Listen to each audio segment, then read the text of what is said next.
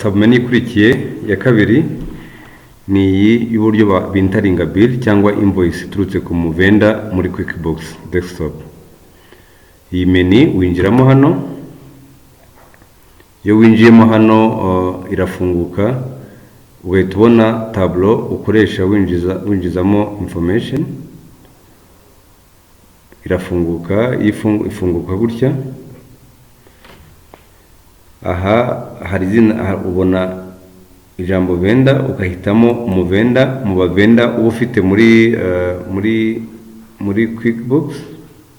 Iyo utabashyizemo ukirika hano kuri add new, ariko biba byiza iyo ubashyizemo mbere, noneho ukaba wamuhitamo bitewe n'igihe umushakira. Tuvuge urugero, ndahitamo umuvenda witwa MTN.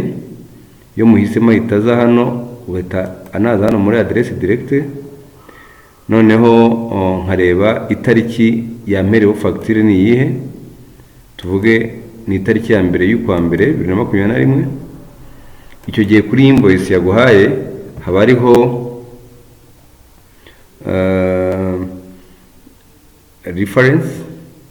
reference ni ukuvuga ngo wenda ni invoice 001 yampaye.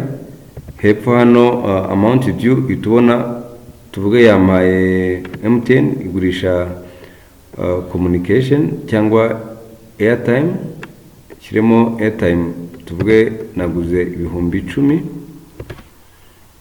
Okay, iyo invoice yaguhaye ibifite igihe izishyurirwa. Niba ari invoice aguhaye uhita wishyura ako kanya, ujya hano muri terms ugahita ushyiramo ngo due on receipt. Iyo ushyizemo due on receipt, itariki ya hano kuri invoice na hano bihita bisa. Noneho discount nta kintu ukoraho. Muri memo nibwo wandikamo wenda invoice number 001, ubwo wenda ko ari communication fees baba batanze. Noneho iyi invoice uhita werekana account ijyamo iyo expense ijyamo. Iyo winjiyemo hano uhita ubona ama account, ugashaka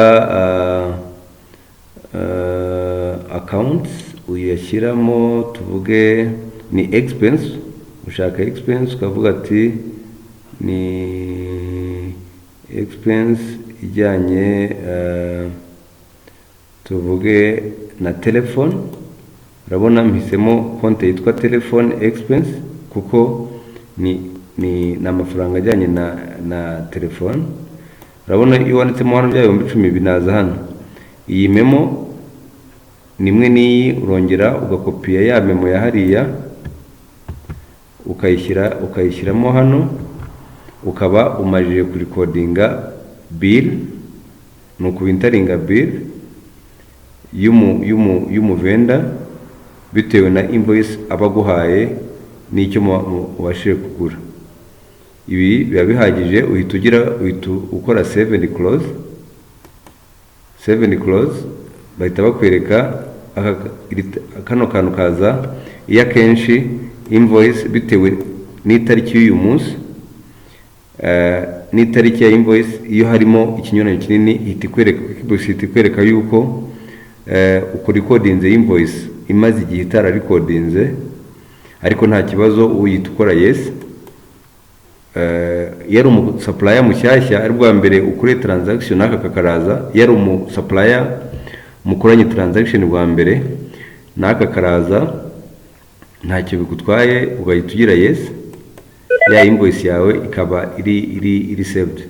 Donc yinjiye muri umaje gupostinga iyo invoice.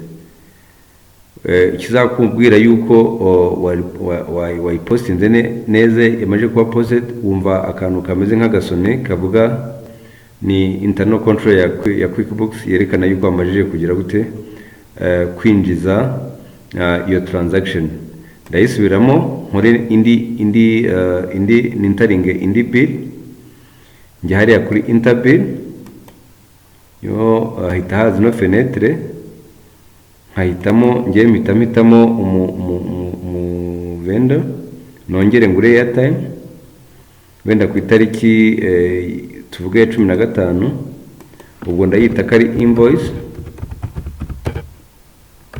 002, wenda twongeye twaguza amayinite cyangwa internet cyangwa airtime y'ibihumbi wenda 45 ku bill due mpita urabona hano iyo selecting the due on receipt, iyi tariki niyo hejuru biba bisa, aha ndahihorera kuko nta discount hari. Hano memo no kuvuga ngo invoice number 002, ubwo ni communication fee kuko MTN tuyiguraho ama airtime.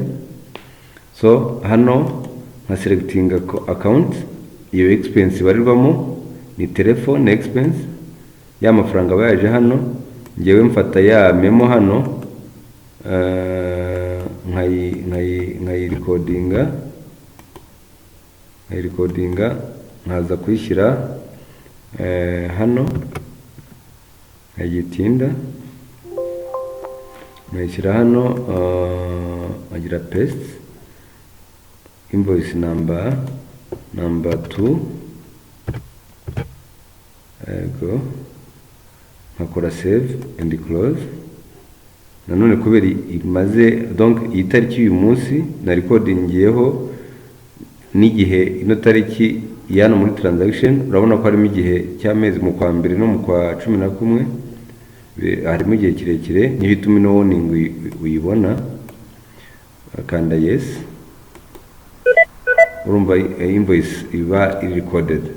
No kuvuga ngo iyo ugiye muri vendor center, ego ugakirika kuri wa mu vendor wawe, uhita ubona transaction mwakoranye, za bill zose twinjijemo uhita uzibona ngizi hano, transaction zose wakoranye n'uno mu vendor. Iyo mukritora nk'ubu nkiritse kuri TTC, bitewe na yawo nta transaction imwe irimo, okay, muri uno mwaka. Ariko iyo ngiye hano nkavuga ngo all, ya opening balance iraza. Ni ukuvuga ngo hano kuri MTN urabona za transaction zose nakoranye nawe ziraje. Ni ukuvuga ngo nshobora gukora quick report, iyo nkoze quick report hano, za transaction nakoranye n'uriya mu vendor zose ziza uniform ya raporo, rajije ku nizi igaragara, yego. Iyo ngize all, urabona zose transaction zihita ziza zerekana numu expense na account payable. Account payable ni ukuvuga ngo ninjije muri expense muri QuickBooks, mu gihe ntarayishyura, expense account washyizemo niyo iba debited, hakaba credited account payables, yerekana ko izo invoice zitarishyurwa ari account payables. Memo ngiyi, noneho namba ya invoice ngiyi, n'amatariki yagiye ikorerwaho n'amafaranga usabwa ngaya. Nguko rero uko bashyiramo bintaringa bill muri QuickBooks. Wibuke ko nakubwiye ko unyura muri no submenu yitwa interbill. Urakoze cyane.